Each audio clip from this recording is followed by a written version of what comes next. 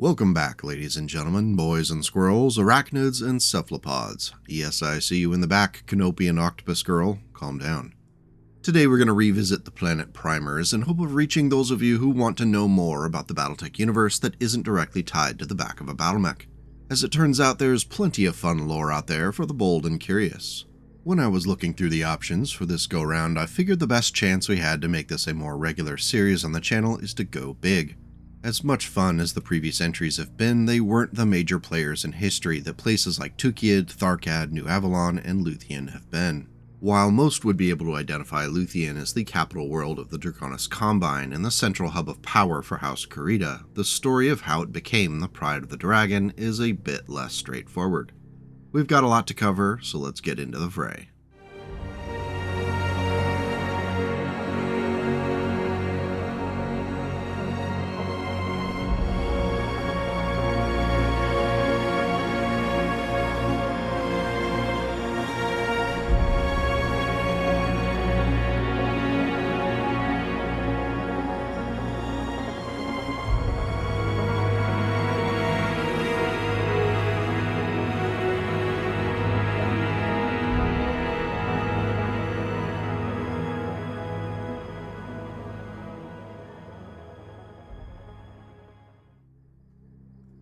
Jumpship Direwolf, Assault Orbit, Memmingen, Free Russelhog Republic, 20th November 3051. Precentor Marshal, perhaps you could request data on one more world in your transmission. Ulrich allowed himself the grim smile that Phelan recognized from previous times when Ulrich had apparently been testing him. This time, to his relief, the look was directed at Vogt. It would be my pleasure, Ilkhan. Which world is it? A target for the Smoke Jaguars and Nova Cats. It's in the Draconis Combine. According to what they say, it may be a world of some importance. Ulrich frowned. The name escapes me. Vogt's one good eye half closed as he cycled through the names of the worlds in that theater of operations. Iris? Teniente? The Comstar warrior hesitated as another name came to him. Pesht? Do they mean to take Pesht? Pesht is a military district capital. No, none of those, Precentor, but thank you. Ah yes, Ulrich said. Now I remember. As his smile returned, Phelan felt a sudden, horrible premonition. The name is Luthien, the Ilkhan said, pleased with himself at remembering quickly. The world they want information on is known as Luthien. Blood Legacy, Blood of Kerensky Trilogy Book 2 by Michael A. Stackpole. Part 1. First Steps. While it's tempting to imagine the great houses of the Inner Sphere sprang into existence fully formed like Greek gods from the stomach of Kronos, the explanation and path of settlement across the stars was a gradual and tumultuous process. As systems were mapped out by ships jumping further and further away from Terra, many of them lacked habitable worlds, and of those that were habitable, most were only marginal prospects for colonization. When the first ships leapt into the system eventually named Luthien, the fourth planet from the star was marked as possible yet not ideal prospect for future settlement. While technically habitable without terraforming thanks to an equivalent Terran gravity, a breathable atmosphere, and temperate weather across most of the planet's continents, the planet lacked any attention-getting resources to lure mining and industrial interests. Luthien's most non-Terran trait was the possession of 4 small moons named Tsushima, Orientalis, Hikisaku, and Occidentalis. Eventually, colonists did arrive starting in 2276, not to pillage Luthien's resources but to set up an independent farming colony far from the interference of others. For almost 3.5 centuries, Luthien's settlers sought to make lives for themselves. Over time, they introduced new plants and animals to tailor conditions to their liking. By the early 27th century, the settlers had created a quiet and deliberately unexciting existence where the wildest event was the monthly jump ship arrival in system with goods for trade and news to share.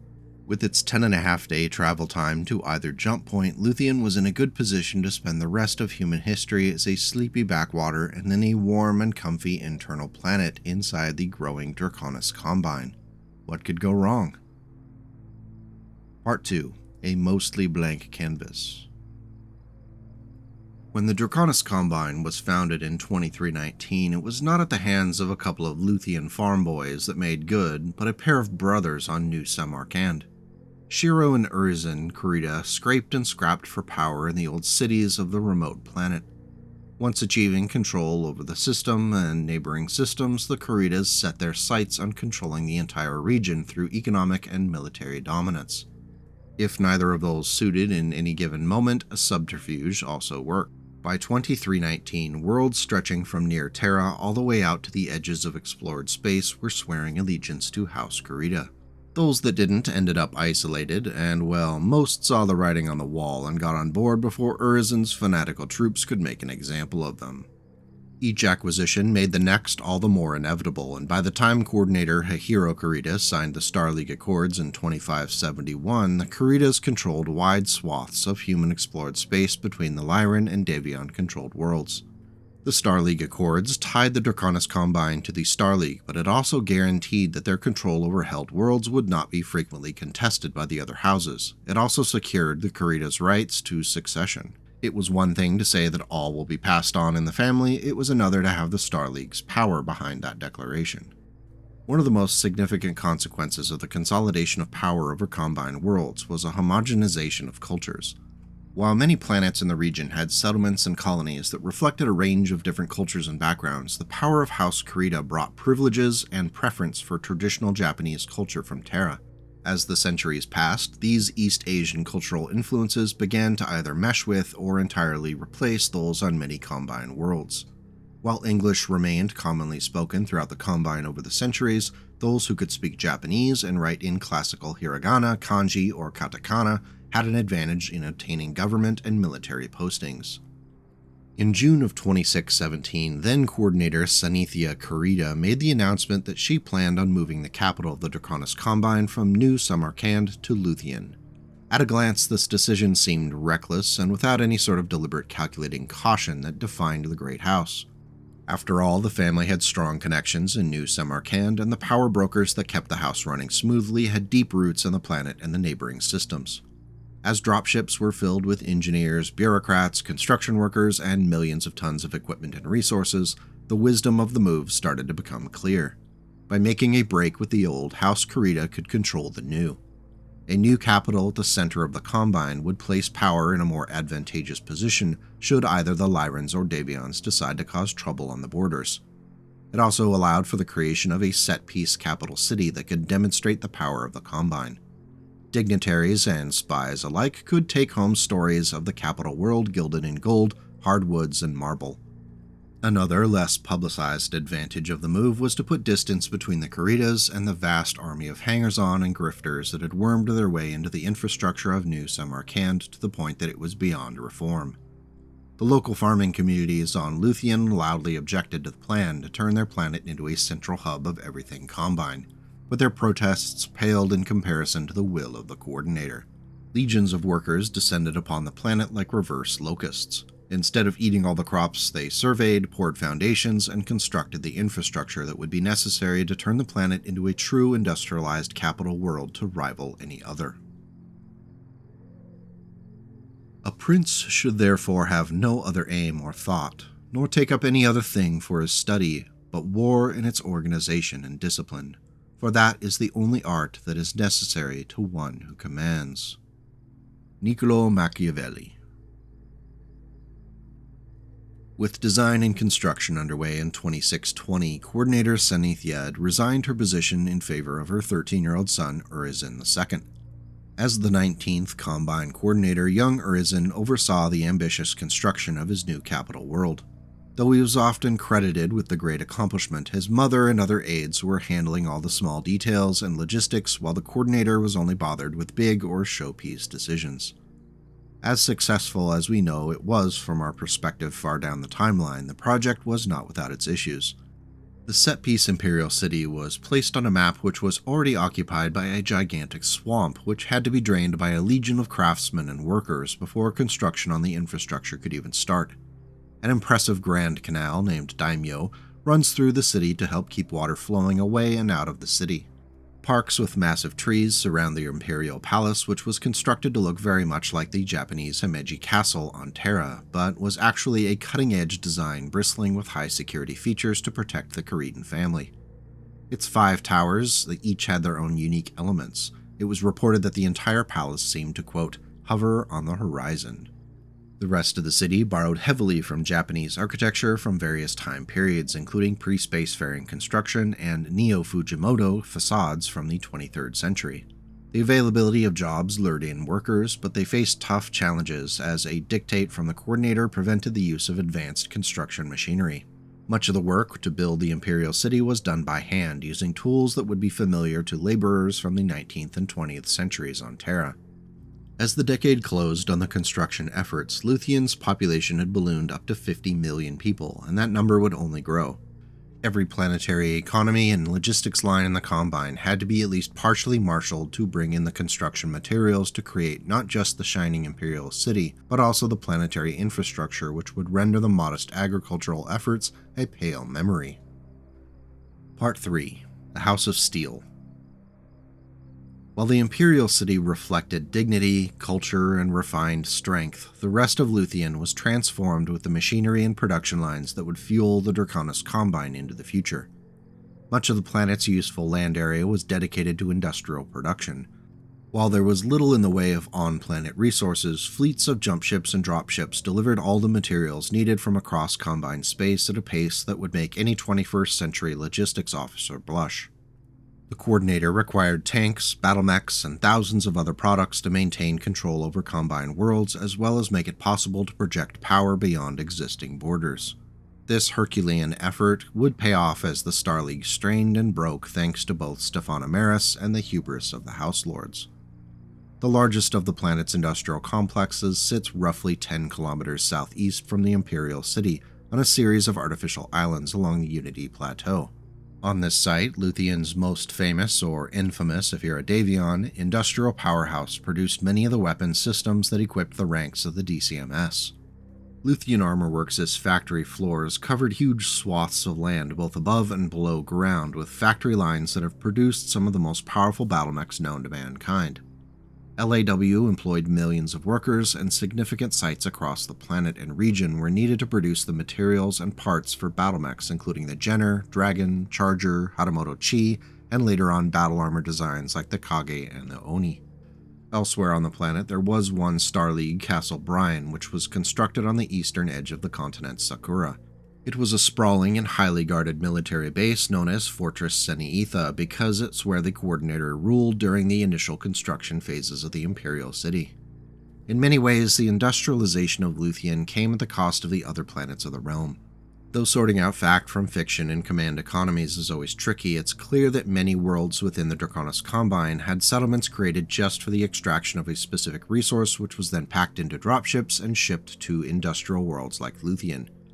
Life on these marginally survivable worlds tends not to make the Hollywood newsreels bragging about the might of the Combine. Complaints about living and working conditions can only go so far, as questioning the judgment of the Coordinator is a great way to end up shuffling the mortal coil. Devotion to the success of the Combine through proper work. Devotion to duty, perfected through greater self-discipline, leads to an improved state of personal freedom and sense of joy focused on fulfillment in one's work. Commentary. Business is war on the field of numbers. Financial ruin from poor decisions and improper decorum is as deadly as badly considered tactics and unconsidered strategies. In the Great Machine, one faulty gear can create a catastrophe. One poorly maintained part could destroy a company. It is the duty of the worker to give all he is to the success of his endeavor, for the smallest part plays the largest role in the success or failure of the greater purpose. Dictum Honorarium 7. Handbook House Kurita. To facilitate the feeding of the industrialized war machine, the Draconis Combine implemented a wide range of social engineering programs aimed at promoting population growth and moving people to planets and regions where they would be efficiently exploited. This included relatively benign economic incentives to have more children and more coercive acts such as bundling up entire towns and shipping them dozens of light years away to a world that needed an injection of warm bodies. Just as a side note, this is the sort of thing that I think about when people get off on a rant about how horrible clan society is, while remaining entirely mute on the shenanigans of the great inner sphere houses. While some are better than the other, this is not a universe of good versus evil. There are factions that are drenched in the grays of pragmatism and the needs of a gigantic state in a permanent war footing. While it would definitely not be a good fate to end up as a cog in the wacky clan command economies, many places within the inner sphere aren't much or any better. But I digress. Feeding off the resources produced on other worlds, Luthien's industry grew leaps and bounds over the centuries. The distinction between public and private industry is murky as gigantic industrial firms like Luthien Armor Works are controlled by combined military boards that take instruction directly from the DCMS brass, and even the coordinator him or herself. Profits are often funneled into a variety of stakeholders, both public and private. While purely private industry does exist, it is the norm for there to be at least one government military representative tasked with making sure there is a proper supervision of the firm's activities. The more the company's production involves military matters, the more intervention is the norm. While it is only one company of many that operates on Luthien's surface, Luthien Armor Works, or LAW, is by far the biggest bully on the block. Their headquarters was constructed on Tokyo Island, just outside of the Imperial City, and looms large over production on the planet. Over the centuries, the production included far more than battle mechs, including tanks, battle armor, dropships, and even a battlesat orbital defense system. Following the clan invasion, and especially after 3052, huge investments were made in creating inner sphere omnimechs. That research and production took place at the Law plants on Luthien. Most of Luthien Armor Works' production centered around manufacturing facilities constructed on Tokyo and Guthrie Islands, which were themselves built up out of a shallow bay on the Obsidian Sea.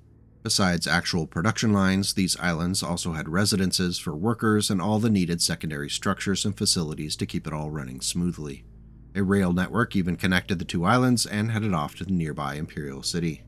While the capital city itself is well manicured to create a calm and clean front for visitors, the rest of Luthien suffered from serious pollution and the inevitable consequences of centuries of intensely focused industrial production. Part 4. Marching Forward. When Urizen stepped down from his role as coordinator in 2691, his eldest son, Takiro Kurita, stepped into the position, benefiting from a combine that was growing economically and militarily. At the same time that the Star League was beginning its long decline in control over the Great House's constant machinations, Takiro led his state with a reputation for steady and measured reform. Of course, it's necessary to point out that Takiro was directly responsible for nudging the Star League toward its eventual demise. Slowly, the House Lords nibbled away at the power of the League while also building up their own personal fiefdoms.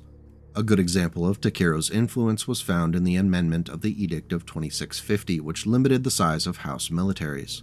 The amendment allowed the Lords of the Five Great Houses to legally increase the sizes of the militaries by 100%, which helped cover for the fact that they were all doing it anyway, and more so following Simon Cameron's death in 2751.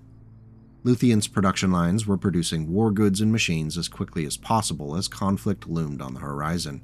I sometimes wonder if Takiro and the other House Lords would have changed their behavior had they known just what kind of horror they would unleash on the Inner Sphere once they got exactly what they wanted.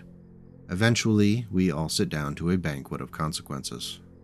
When Stefan Amaris entered the scene, Takiro Kurita quickly identified the man as a selfish opportunist and kept a close eye on the Rimworld's Republic leader. However, not even the wily Takiro predicted the First Lord's assassination and rapid usurpation by Amaris. Added threat and insult came from word that Takiro's grandnephew, the Combine Ambassador to Terra, was being held in, quote, protective custody of Amaris. The already extremely elderly Takiro took the news on Luthien very poorly.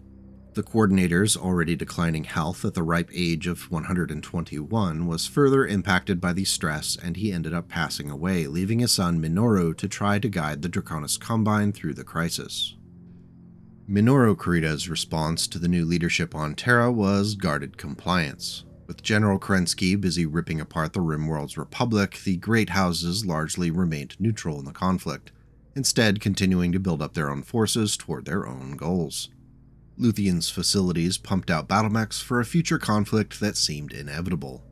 With the final collapse of the Star League and the stripping of General Kerensky's duties as commanding general of the SLDF, the last mention of Luthien shows up in the records as Minoru deals with word that a massive fleet of SLDF ships led by Kerensky was making their way toward the capital world. The Coordinator had plenty of reason to expect this fleet was intended as retribution for the Combine's role in destroying the Star League. However, instead of filling the skies of Luthien with warships, the SLDF fleet jumped past the capital world on their journey to the new Samarkand system in the last months of 2784. As Kerensky jumped his fleet into the periphery, the countless bureaucrats and DCMS officers on Luthien breathed a sigh of relief. Part 5. The Forever Wars. The First Succession War and its lesser sequels largely affected planets and peoples far from Luthien's relative safety in the Combine's interior. In fact, it was this perceived safety that made it possible for the Lyran Commonwealth to launch an audacious plan to hobble the Combine's capital world in March of 2787. Jumping into the Luthien system at a pirate point near the capital world, a regiment of swift-moving troops originally recruited from within the Tamar region descended quickly toward the planet's surface. The Tamar Tigers, as they were known, were tasked with causing as much damage as possible while a Lyran Potemkin-class cruiser named the LCS Nightwind fought off any defending Combine fleet assets. Much to the pleasant surprise of the invaders, both fleet coverage and ground forces on Luthien were sparse and unprepared for a fight. Luthien's defense consisted of just 2 mech regiments who were both stationed on a continent away from the Tigers' landing zone on Aichi. Unable to do much but listen to the chaos over the feeds, the Combine forces couldn't prevent the smash-and-dash raid, which obliterated a satellite Luthien Armorworks mech production line near Obuchi, an ammunition factory outside of Sky Tower, and rather maliciously disabled a food processing plant in Galileo. The actual damage caused by the raid paled in comparison to the loss of face, an insult that came from the Tamar Tigers and their Lyran backers being able to hit the shining black pearl of the Draconis Combine without any serious immediate response. One of the first orders from the Coordinator following the attack was to add 2 additional mech regiments dedicated to Luthien's defense, bringing the total to 4. This established a norm with some minor fluctuations here and there for the duration of the Succession Wars.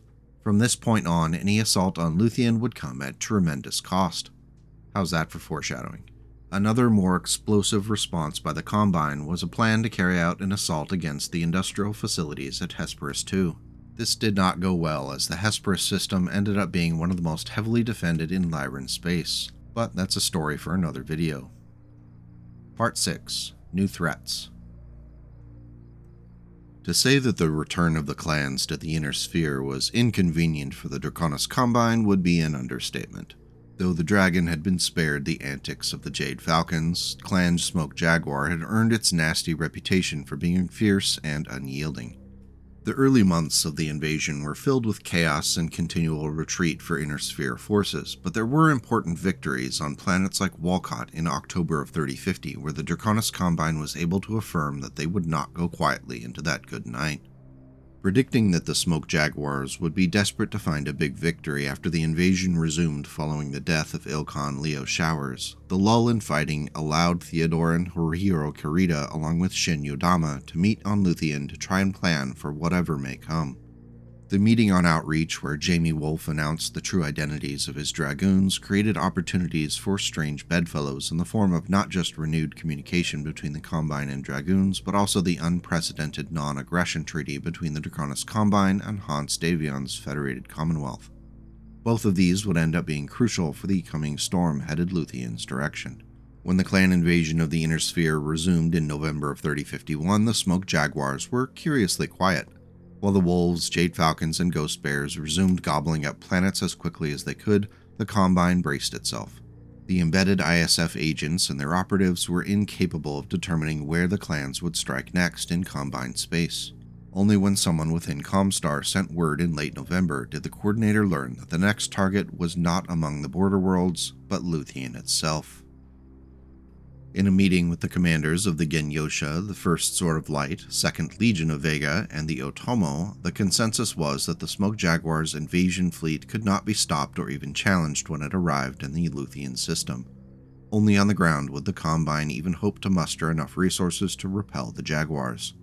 Some proposed pulling units, including the Ryukin, from nearby systems to aid in the defense of the capital world, but Theodore insisted that while the loss of Luthien would be a tremendous blow, the Combine could continue fighting. If the DCMS concentrated all of their available resources and were wiped out, the Draconis Combine could actually be defeated. In his explanation, Theodore said, "We and everything we have known and cherished would be destroyed. We would cease to be the Draconis Combine. We would no longer be the inheritors of the samurai tradition, and that, my friends, would be the cruelest dishonor of them all. It would be up to the existing forces in system to defend Luthien." In a third major decision that would end up being important to our tale, Theodore took the unprecedented step of sending a request for aid to HandBook. What form that aid might take was an open question. While the Combine prepared for what was likely going to be a desperate fight, the Smoke Jaguars and their new best buddies, the Novacats, planned their operation by immediately limiting the amount of force they could bring to bear on the operation. The fierce bidding process between the two clans for the honor of leading the assault resulted in a drawdown of power at the moment when both clans would need it the most. Jaguar Sakon Dorian Worth took the initiative in the bidding by going first with a declared 4 combined arms galaxies. When the Novacat Khan Kincaid Fury was about to respond with a bid of his own, Worth added that his bid was minus all naval support from orbit. The Novacat amended his response to bid away aerospace fighter support.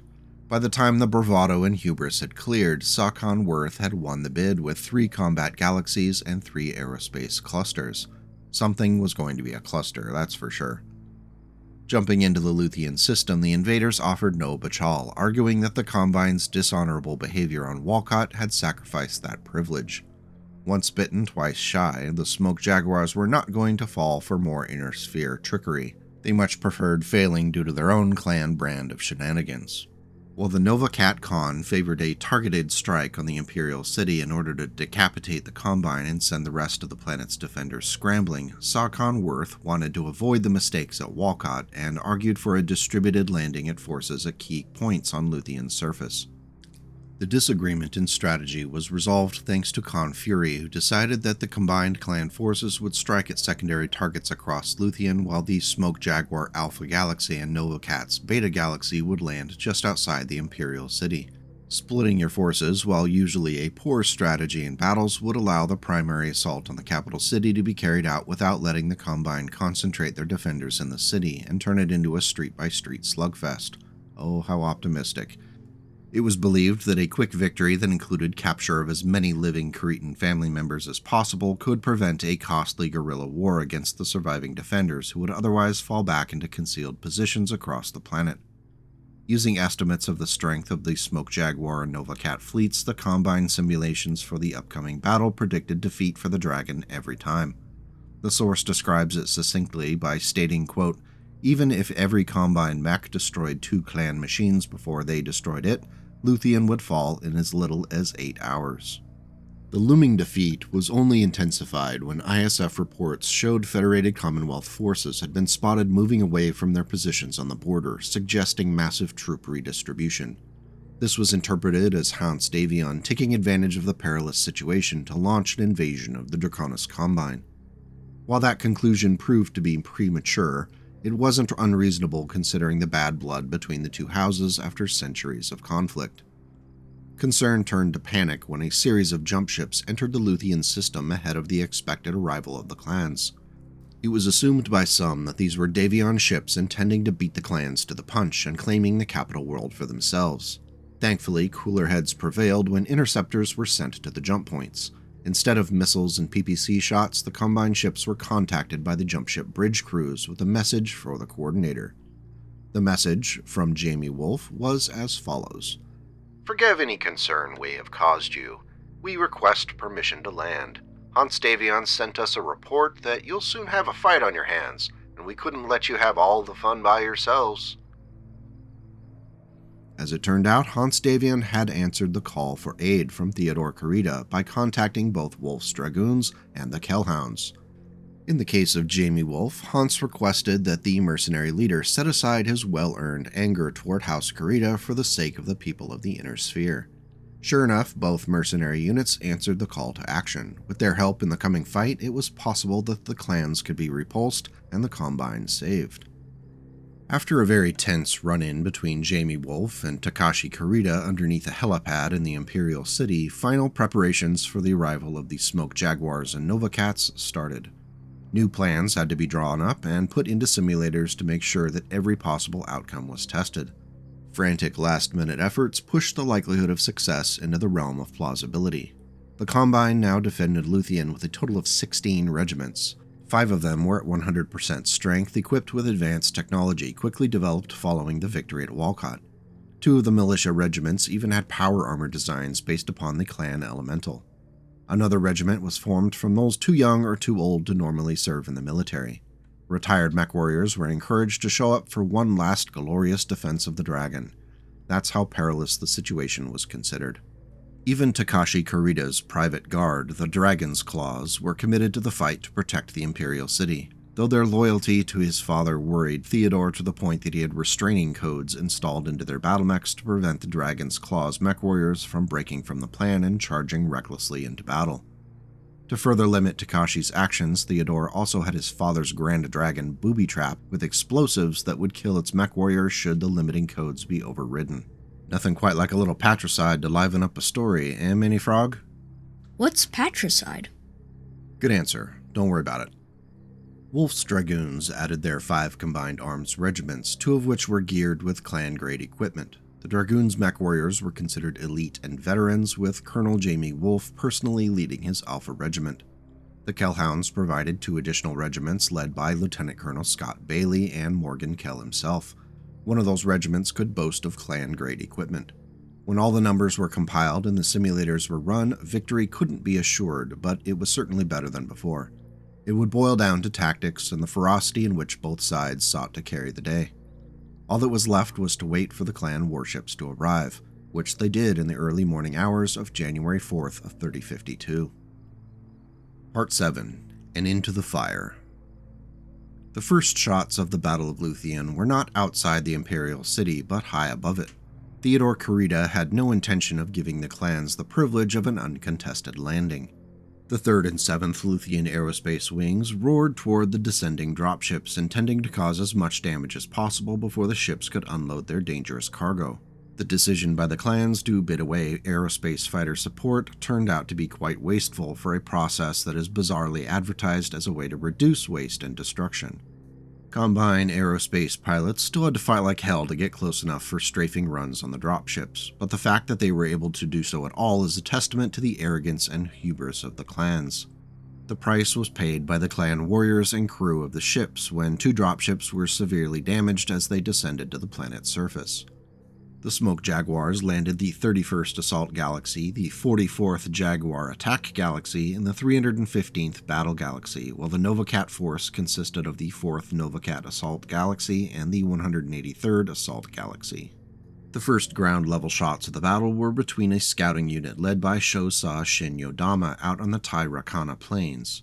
Many of the scouting units sent out did not return, but the information gathered on the clan landing zones added valuable intelligence and allowed for last-minute redistribution of forces. Once the actual fight began, the Smoke Jaguars were quickly reintroduced to the wacky antics of Inner Sphere warfare when the Jaguar guards closed in on what they thought were lead elements of the Otomo. The jury-rigged drones left in the field were decoys that led the Jaguars into a minefield where several mechs were obliterated by preset vibrobombs. With the assault now disrupted by smoke and the clan mechs backtracking from the trap, the real Otomo launched their attack, hoping to catch the Jaguars off guard. As the clan forces began to press in on the Imperial City, explosions echoed down the deserted streets. Expecting to quickly hammer through the defense, the Jaguar spearheads smashed into the forces from the First Sword of Light, which refused to break. In fact, the delay allowed the Otomo and Legion of Vega to pivot and begin to envelop the Jaguars. Had the Novacats not shown up to add their fire, the battle would have been ended in just a few minutes. Instead, the threat from both clans forced the defenders into following the plan and falling back into a fighting withdrawal. As the assault on the Imperial City continued, the resulting grinding chaos reflected the desperation of the situation for both sides. The Combine were ferociously defending their capital, and the Smoke Jaguars were going all in to prove themselves after the embarrassing defeats they've already faced on planets like Walcott and their atrocious actions over Turtle Bay. As it looked like the combined Jaguar and Novacat forces would eventually win out, a pivotal fight was taking place in the skies over the city. Clan aerospace fighters clashed with pilots from Wolf's Dragoons and the Kellhounds, and more often than not the mercenaries were winning. Establishing control over the airspace over Luthien gave the defenders a crucial advantage, which would plague the Smoke Jaguars and Novacats for the rest of the conflict. With the fight for the Imperial City dragging on, the Combine units blistered and were gradually bending under pressure from the Smoke Jaguars and Novacats. The Cats were very eager to get into the fray, charging forward through the Waseda Hills and across the Basin Lake Valley before they discovered the Combine had backup in the Katokuchi Valley. 3 regiments of Kellhounds and Wolf's Dragoons were champing at the bit to start stacking up clan casualties. Instead of facing weak house troops or militia, the Novacats were suddenly dropping from coordinated and concentrated fire from veteran and elite mech warriors using Gauss rifles, ERPPCs, and strikes from Arrow 4 launchers in the distance. The clan mechs began to fall much faster than expected, yet the Novacats continued their advance toward the city. Facing unexpected tenacity and of course multiple regiments of mercenary backup, both the Smoke Jaguars and Novacats started to lose steam. The numbers just stopped making sense, and with blood in the water, Theodore Kurita sent 2 Genyosha companies and 1 Otomo company out to cause chaos among the backfield, trashing Smoke Jaguar logistics lines and further tipping the tables in the defenders' direction. Elsewhere on Luthien, the defenders were not quite as successful. With as much effort as was being placed into defending the Imperial City, something had to give. The Arasaka munitions complex was captured by a cluster of Freebirth Jaguar warriors, and other sites also fell across the globe. It seemed that at least a portion of the original Smoke Jaguar plan was making headway. However, not all was springtime and roses. When clan warriors stomped across the rice paddies of the Shaidan Basin, they unknowingly stepped into a prepared position of the 1st Amori militia, who engaged the clanners, then fell back across a pair of bridges over the Shaidan River. In a preview of what would happen to the Jade Falcons on Tukiad, the militia set off the explosives packed around the bridge supports, sending both bridges crashing down into the river. The surviving clan forces were then pinned with their backs to the river. Without a path to victory and suffering from the shock of the entire debacle, the unit's commanding officer, a Star Captain Eadeh, was forced to surrender. With the bad news piling up for the Smoke Jaguars, Khan Fury began looking for ways to cause damage that could still cripple the Combine in the greater conflict. The most obvious target outside of the Imperial City was the extensive series of industrial sites that fed into the Luthien Armor Works production lines. A strike was planned on the Law site outside Jirushi City using intel from Comstar, which proved to be absolute trash. The Smoke Jaguars believed the site would be defended by only a single lance of outdated battlemechs, and thus only a single star of clan warriors was sent to cause as much damage as possible before falling back. What the star encountered wasn't just a worn-out lance, but a force that consisted of a mixture of survivors from previous battles with the clans who were, let's just say, highly motivated to get some payback in among the piles of steel, iron ore, and blast furnaces. Instead of obliterating the site, the clan warriors were lucky to escape with their lives, only able to cause moderate damage to the site.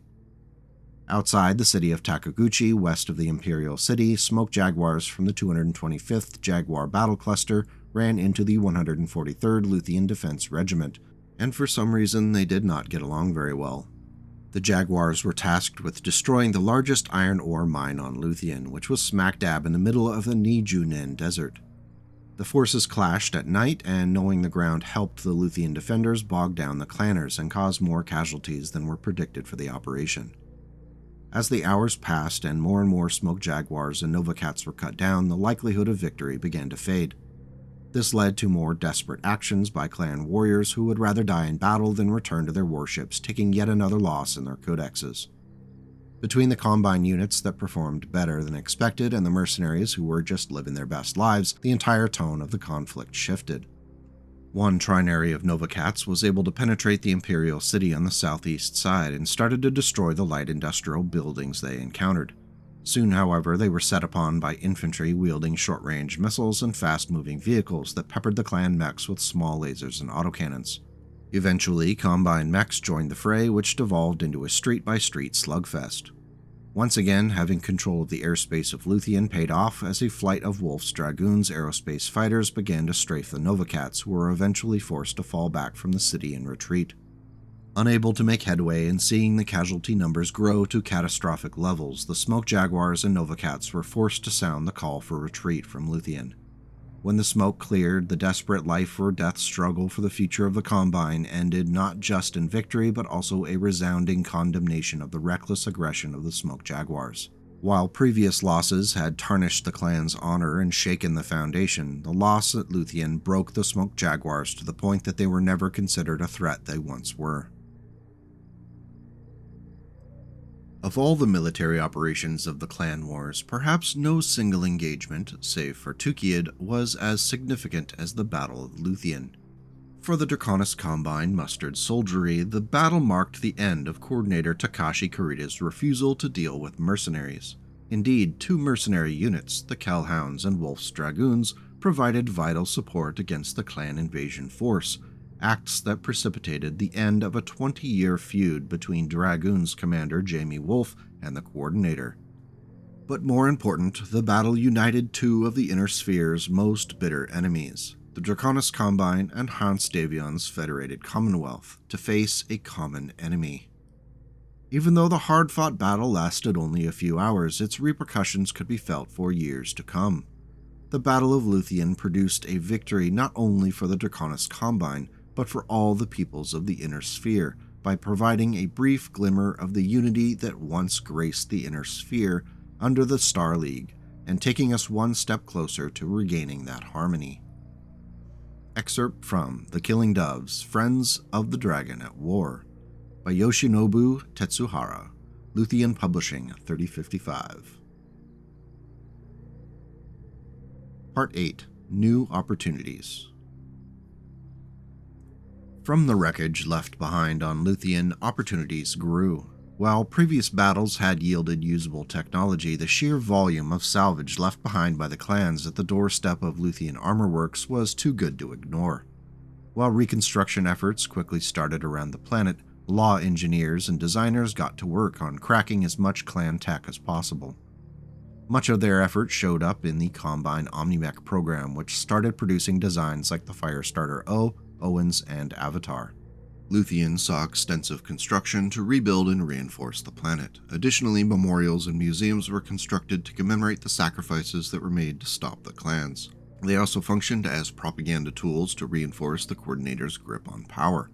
One of the most popular memorials was the Dragon's Tears Plaza within the Imperial City, which featured a 3-meter-tall stone samurai replica for each warrior who died on Luthien during the battle. Though the immediate threat from the clans had faded a bit thanks to Comstar's victory on Tukiad, there were still many issues that plagued the Draconis Combine. The extensive logistics network that had developed over the centuries to feed the Combine's industrial worlds was significantly impacted by those lost to the clans. Alternative sources for materials had to be found and developed in order to maximize production. There was no assumption of safety, and every year was cherished for a house that was perpetually on a war footing. Even with all the new opportunities for graft in the mid-3050s, there were still those within the Draconis Combine who were unhappy. Not the lowly serfs and lower classes, they're always unhappy. What I'm talking about is a collection of powerful bureaucrats and nobles who looked at the reforms of Theodore Kurita with contempt as betrayals of the, quote, old ways. In backrooms and private penthouses, discontent bred collusion and conspiracy. A collection of these power players formed what would be known as the Black Dragon Society, which began to actively plot against the Coordinator. Often the most dangerous time for a country is when peace breaks out. As conditions start to improve, people who think they're clever start to get ideas that maybe things should get better under new leadership. This was the case for the Draconis Combine, as the Black Dragon Society started to act in brazen ways, undermining the improving relations between the Combine and House Davion. While most of their shenanigans took place off of Luthien, eventually they were bold enough to attempt an assassination of the Coordinator, which prompted swift action to reform the ISF. Cowed for now, the Black Dragon retreated to the shadows. The late 3050s and early 3060s were witness to the destruction of Clan Smoke Jaguar and a reborn Star League with Kurita as First Lord. This introduced more issues for the coordinator on Luthien, as the challenges of trying to handle all of the pans in the fire at any one time resulted in the occasional burnt dish. With so many now distracted, the Black Dragon once again started to cause problems and instigate conflict. Part 9. Chaos Reigns. When the Word of Blake was ready to unleash themselves onto the inner sphere like the result of eating gas station sushi, Luthien was not spared. In fact, before the Blakeists even acted, the Black Dragon Society decided it was their opportunity to shine. In 3067, with traitorous elements of the DCMS at their backs, the Black Dragons launched a coup attempt on the capital world.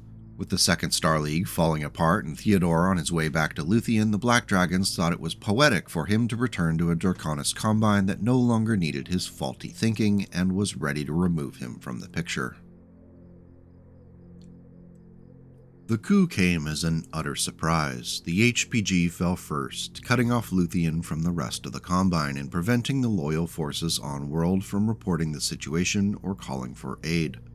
While rumors reached as far as Dieron, no one was certain of the reason for Luthien's communication blackout, including Kurita.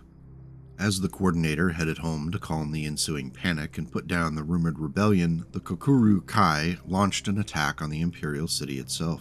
Traitorous elements from the vaunted Second Sword of Light, once the most fanatical and feared command in the DCMS, and the mercenary Sathan snipers overwhelmed the Atomo, the Izanagi warriors, and other loyalists. The battles showcased the incredible prowess of the DCMS samurai, as neither side wanted to give an inch. The very few who survived to be captured showed the defenders' determination, even with the coordinator absent. In the end, though, the Black Dragons succeeded in wresting control of the capital. A number of loyal defenders escaped with their lives thanks to the efforts of the first Ginyosha, and they would continue to serve the dragon against the traitors until the world was liberated. Black Samurai, White Doves, New Samarkand Printers, 3091.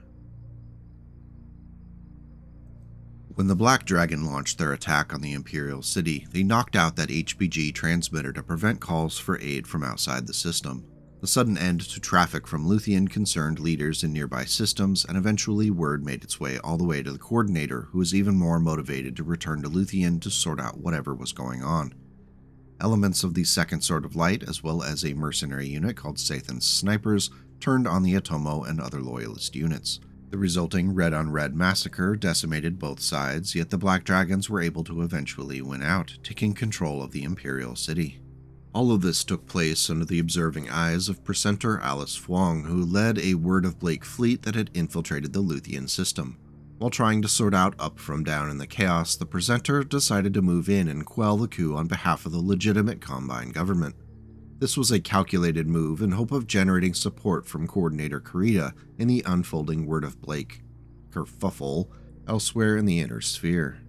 Unfortunately for Precentor Fwong, her communication skills needed some work, so when she moved into orbit and carried out an aggressive combat assault, the resulting conflagration and bloodshed convinced both the Black Dragons and the loyalist DCMS that the Blakeists were an enemy that was trying to capitalize on the coup rather than stop it. When Precentor Fwong managed to use her words to try and secure a meeting with the loyal DCMS leadership within the main Luthien Armor Works facility near Luthien, Black Dragon operatives took the opportunity to plant and then set off 3 nuclear weapons where the meeting was to take place, causing significant damage to the Law site. Though Fwong survived the attack, the well was poisoned, and no one within the loyalist camp believed the Word of Blake was anything but yet another vile invader. Things only continued to fall apart on Luthien after Kurita suffered a massive stroke and fell into a coma. This crisis of leadership was then exacerbated when the presumed inheritor of the throne, Hohiro Kurita, refused to take the title and was eventually captured by the Word of Blake forces anyway. Without a clear leader, the Draconis Combine floundered. Eventually, the Pesht military district warlord Kiyomori Minamoto took the initiative and announced that the capital would be temporarily relocated back to New Samarkand until the fighting on Luthien could be resolved. It would be another 2 years before the Word of Blake could claim Luthien, and it required the arrival of reinforcing Shadow Division units and the threat of nuclear and chemical weapons to nab control.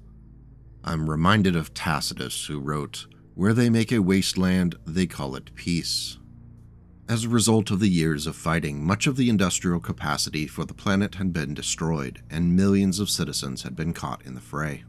The situation on Luthien only continued to get more surreal after the Word of Blake sent a fleet to deliver some nuclear weaponry onto the Nova Cats on Iris in June of 3072. The plan was to pin it on the DCMS, but the Nova Cats were a bit too savvy to fall for it. The trail led back to Luthien, and soon the Nova Cats were once again jumping into the system. Fighting through a Blakist-controlled battlesat system, the Nova Cats destroyed 2 Blakist warships at the cost of one of their own. As the battle raged at the jump point, G Galaxy snuck through the Blakist blockade and made a run for Luthien. The visit went just about as well as the first trip planetside, and after 3 weeks of trying to kill as many Blakists as possible, the Nova Cats retreated back to their dropships. Casualty estimates for the clan Galaxy hovered at about 75%. It needs to be noted that this entire time, native Combine loyalists and even some Black Dragon rebels continued to fight each other and harass the Word of Blake garrison. Through 3074, a fresh Blakist 32nd Division tried to crush the resistance while starvation and economic collapse continued to take its toll. Springing forward, his celestial Omnimech's legs powering the heavy machine into a graceful, if inelegant, dive, Eric slammed his right fist down upon the back of the SM-1. Still straining at top speed, the sudden downward force flipped the hover tank into the air momentarily, its lift fans losing its cushion with the ground. Pistoning the Diva up, Eric brought his massive autocannon barrel around as the tank crashed back to the dirt. With exaggerated care, he placed the barrel next to the bulbous cockpit. Noting peripherally as the Luthien sun finally disappeared beyond the horizon, Eric smiled and willed another metal tempest to life with a mental flick of a switch. "Welcome to Luthien, Clanner," he spoke softly into the empty cockpit. "Enjoy your eternal stay." Manifest Destiny, Turning Points, Luthien, by Ben Rome.